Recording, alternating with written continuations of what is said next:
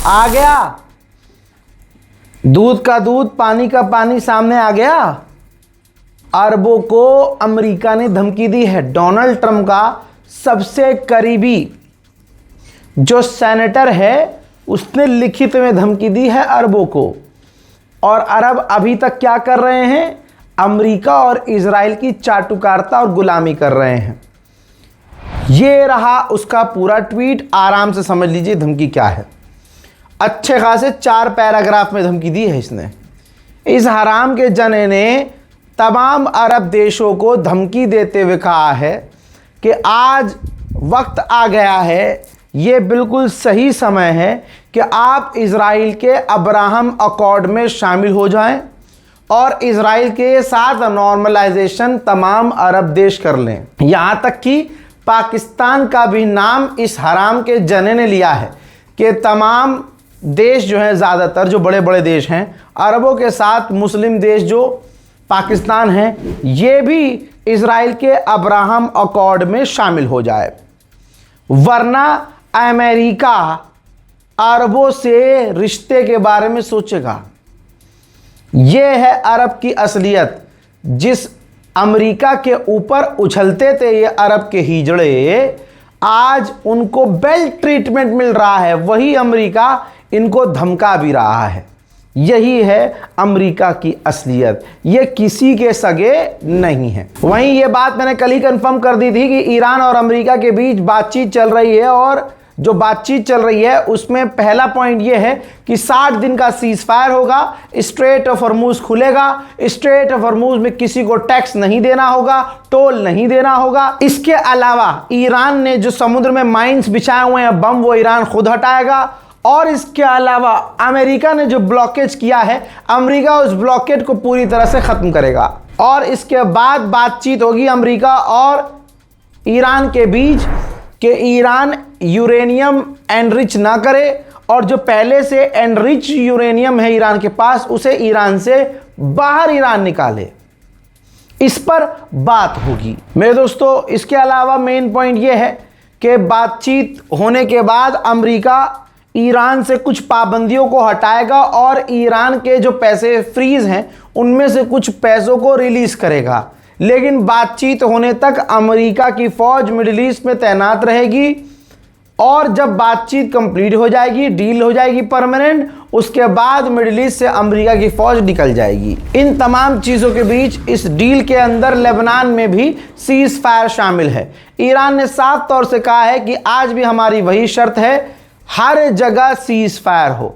हर जगह में भाई साहब, फिलिस्तीन, गाजा भी आ गया, हर जगह में वो जगह तमाम आ गई जहां इजराइल की फौज है और इजराइल की फौज, अमेरिका की फौज मिलकर जुल्म और सितम कर रही हैं। क्लियर हो गया?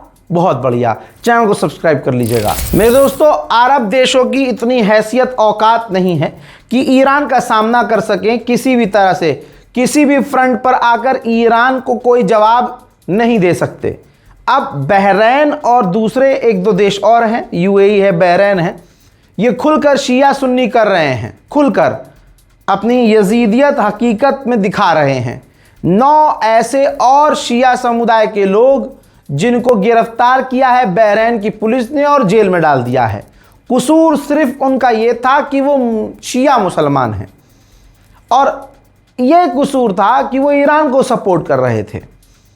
हाँ, जैसे बहरैन अमेरिका और इजराइल का पेशाब पीता है, उनका पिछवाड़ा चाटता है और अपनी अरब की औरतों को अमेरिका के आगे लिटा देता है, ऐसे ही बहरैन और अरब देश चाहते होंगे कि ईरान भी करे। ईरान की आवाम ऐसा करती नहीं है, ईरान की सरकार ऐसा करती नहीं है, थूक देती है अरबों और अमेरिका के मुंह पर। तो बहरैन की औकात यह है कि 9 बहरैन के अपने ही लोगों को, अपने ही नागरिकों को जेल में डाल दिया क्योंकि वो शिया थे, ईरान का सपोर्ट कर रहे थे। कोई और वजह नहीं है। हजरात मोहतरम, कतर एयरवेज काफ़ी बेहतरीन एयरलाइंस मानी जाती है।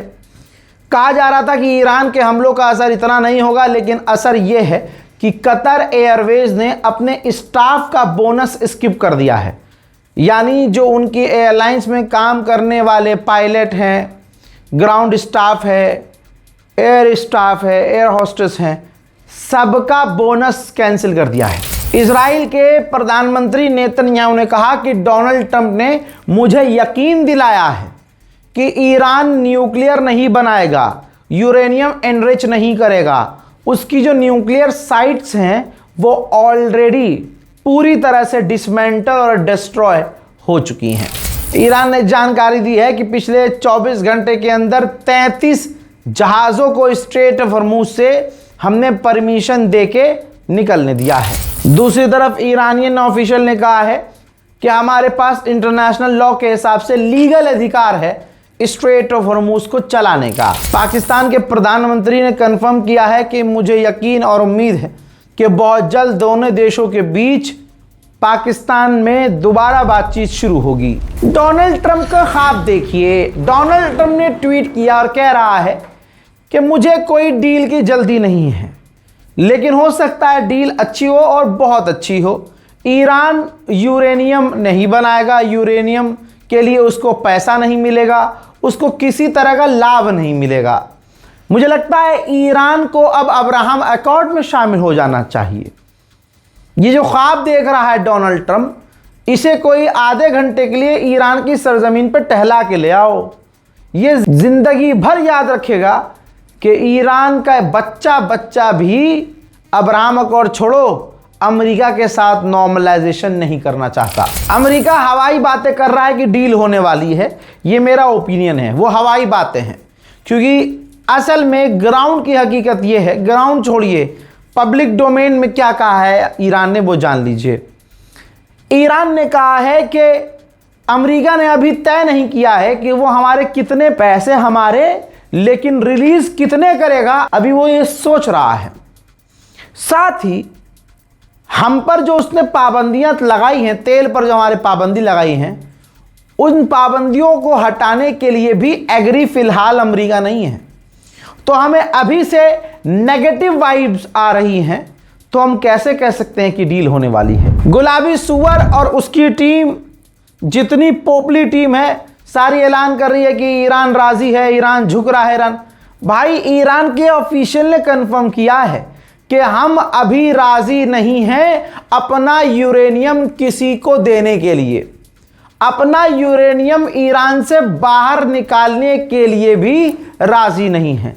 लेकिन अमेरिका और उसके पालतू हवा क्या बना रहे हैं, वो आप गोदी मीडिया के जरिए सुन ही रहे हैं। उधर ईरान के राष्ट्रपति पेजेश्कियान ने लोकल मीडिया के जरिए पूरी दुनिया को मैसेज दिया और कहा कि हम पूरी दुनिया को गारंटी देना चाहते हैं, एंश्योर करना चाहते हैं कि हम न्यूक्लियर हथियार नहीं बनाएंगे, परमाणु नहीं बनाएंगे। मोहतरम, जब शहीद सैयद अली खामनाई जिंदा थे, अपनी ज़िंदगी में वो ये बात कहते रहे और हमने देखा, आपने देखा कि ईरान परमाणु नहीं बना रहा था।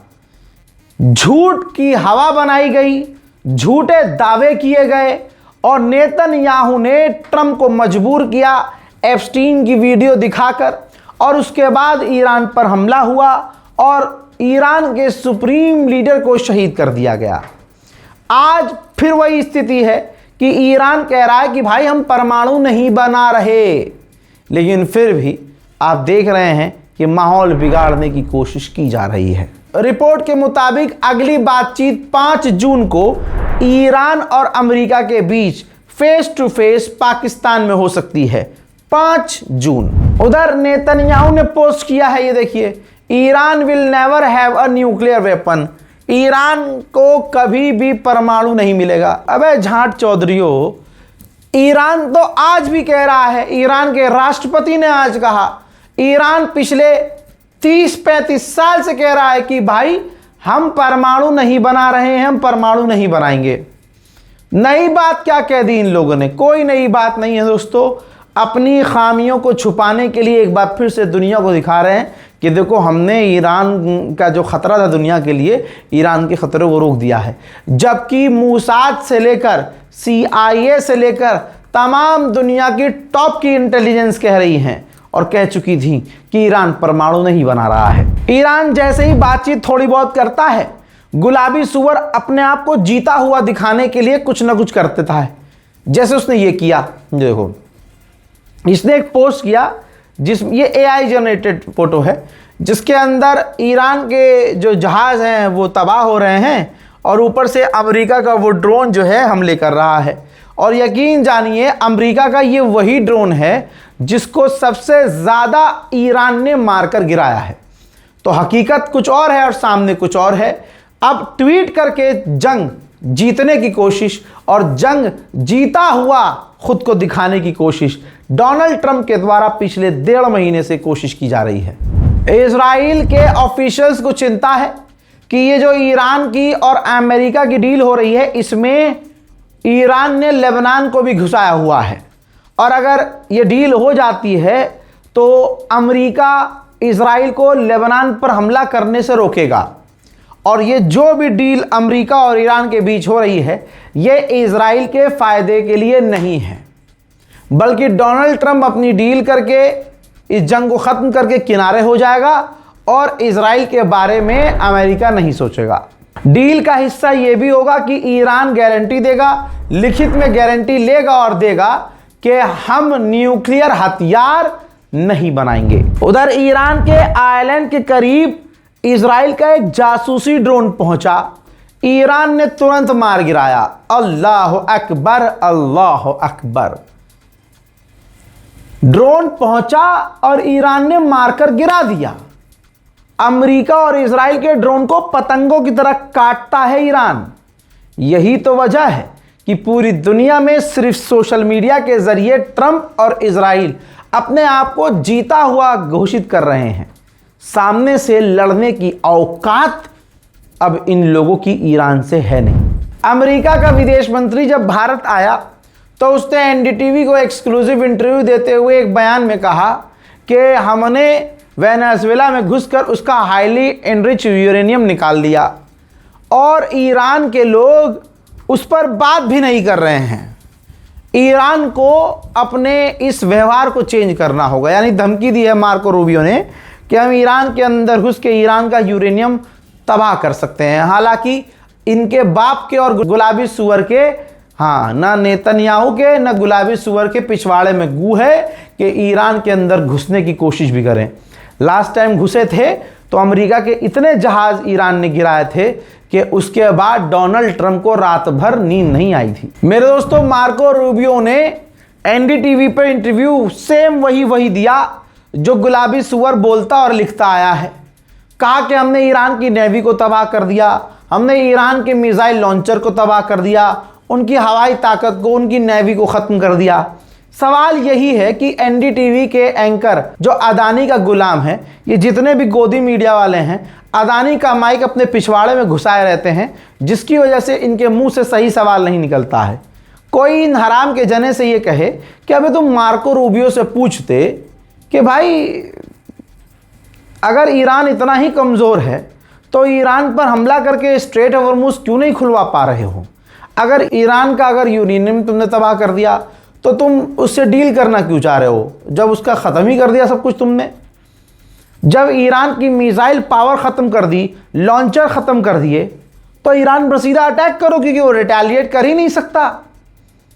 लेकिन सबको पता है कि ईरान बहुत मारेगा और बहुत मारा है, तो बोलने दो भाई। अमेरिका अपनी तारीफ करे, इजराइल की तारीफ करे, इससे हिंदू समुदाय तो खुश होगा ही, क्योंकि 2014 से मोदी ने हिंदू समुदाय को मुसलमानों के खिलाफ जहर भर भर के पागल तो किया ही है। आज भारत के हालात देखो, महंगाई बढ़ रही है, डीजल पेट्रोल महंगा हो रहा है, बैंक तक बिकने की नौबत आ गई है, लेकिन हिंदू सवाल नहीं कर सकता। क्यों? हिंदू रोजगार नहीं मांग सकता, हिंदू पेट्रोल सस्ता करने की नहीं, वो कहेगा भाई बहुत बढ़िया देश हित में मोदी जी काम कर रहे हैं जी, बहुत अच्छा काम कर रहे हैं। मेरे दोस्तों, इस रिपोर्ट को शेयर कीजिएगा। कल तबीयत ख़राब थी, अभी भी ख़राब है, 24 घंटे से मैं घर नहीं गया हूँ, ये मैंने ऑफिस में ही चेंज कर लिया था। तो कई बार ऐसी चीज़ें होती हैं कि बोल नहीं पाता हूँ, तकलीफ़ होती है, वोकल्स कोड में बहुत तकलीफ़ होती है, तो ठहराव के साथ डॉक्टर ने बोलने को कहा है। तो कभी कभी मैं ठहराव के साथ अगर बोलूँ तो मुझे समझने की कोशिश किया कीजिए। इंसान हूँ, रोबोट नहीं हूँ, और एक एंकर अकेला हूँ, 20 एंकर नहीं हैं, तो थोड़ा थोड़ा मसला हो जाता है। आप लोगों से दुआ की गुजारिश है, इस रिपोर्ट को शेयर कीजिएगा। जय हिंद।